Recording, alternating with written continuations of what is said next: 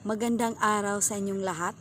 Ako si Kyla Christian Dublin at ngayon ay nais kong ibahagi ang isang abdukasyong malapit sa aking puso. Ang pagtataguyod at pagmamahal sa wikang Filipino.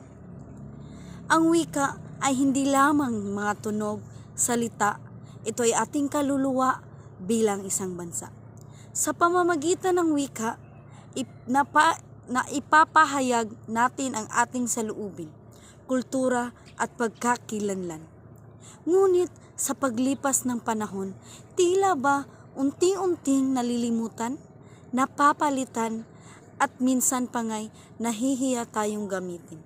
Kaya ngayon, nanininindigan ako sa abdukasyong gamitin, paunlarin at ipagmalaki ang wikang Pilipino. Bago natin pag-usapan ang aking abdukasya, alamin muna natin, bakit ba mahalaga ang wika? Ay pundasyon ng komunikasyon.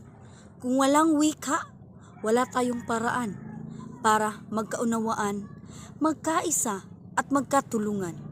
Sa bawat magandang umaga, kumusta ka o salamat, nararamdaman ang init ng pagiging Pilipino. Hindi lamang ito paraan at pakikipag-usap, ito rin ay paraan ng pagpapahayag ng ating kasaysayan. Ang bawat salitang Filipino ay may dalang alaala, may saysay, at may kaluluwa ng ating mga ninuno. Noong 1935, ipinaknukla ni Pangulong Manuel L. Quezon ang pagkakaroon ng wikang pambansa. Nais niyang magkaroon ng wikang magbubuklod sa lahat ng Pilipino, mula Batanes hanggang Hulo. Dumaan sa iba't ibang anyo.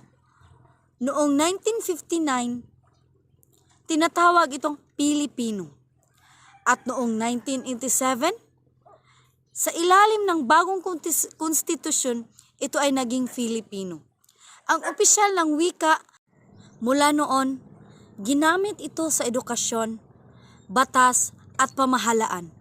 Ngunit higit pa sa mga dokumento at paaralan, ang Filipino ay patuloy nang nabubuhay sa ating araw-araw na pagkasilamuha. Ngunit sa panahon ngayon, humaharap tayo sa bagong hamon. Sa social media, sa paaralan, maging sa trabaho, mas marami sa mga kabataan ang mga komportableng mag-English kaysa magsalita sa Filipino.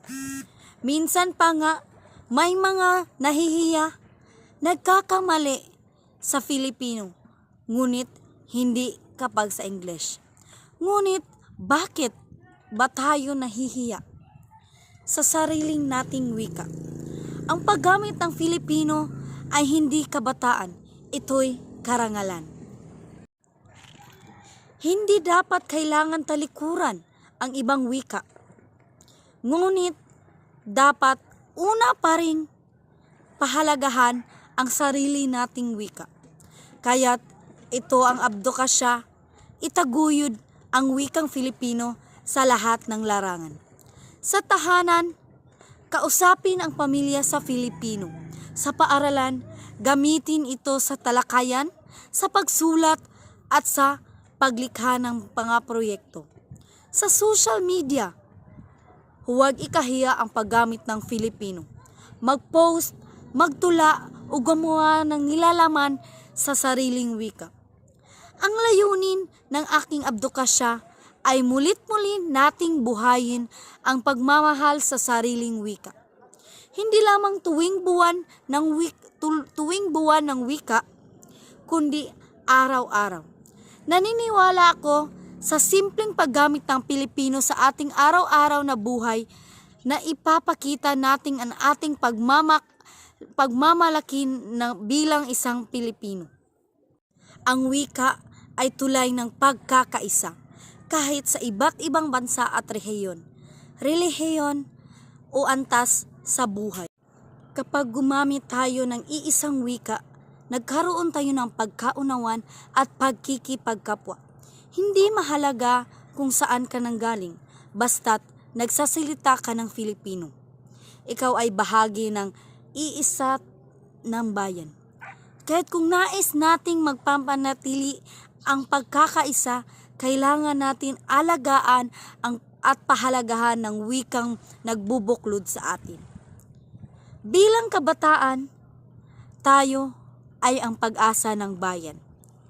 Sa ating mga kamay at tinig, nakasalalay ang kinakabukasan ng ating wika. Ngunit, hindi natin ito magamit, unti-unti itong nawawala. Ngunit, kung ating yayakapin, ito'y patuloy uusbong. Huwag tayong matakot magsalita ng Filipino. Huwag tayong mahiya at ipahayag ang sariling wikang atin. Tayo, ang henerasyong magpapatuloy pamana ng ating mga ninuno. Tayo ang tagapag-ingat ng ating pagkakinlanlang bilang Pilipino. Ang wikang Filipino ay hindi lamang bahagi ng ating nakaraan. Ito ay buhay at patuloy na nagbabago. Ito ay kasangkapan, edukasyon, kultura at pagkakaisa.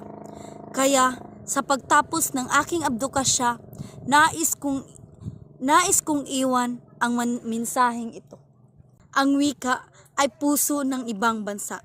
Kapag ito'y ating minahal, ating ginagamit, ang ating ipinaglaban. Manatiling buhay ang diwa ng pagiging Pilipino. Gamitin natin ang ating tinig para sa sariling wika. Ipalaganap natin ito sa mga paaralan, sa tahanan, sa social media at sa buong mundo. Ipagmalaki natin na tayo ay Pilipino dahil sa bawat salitang Filipino naroon ang ating dangal, diwa at pagkakaisa. Muli, ako si Kayla Christian Dublin at ito ang aking abdukasya. Wika ko, dangal ko, itaguyod ang wikang Filipino.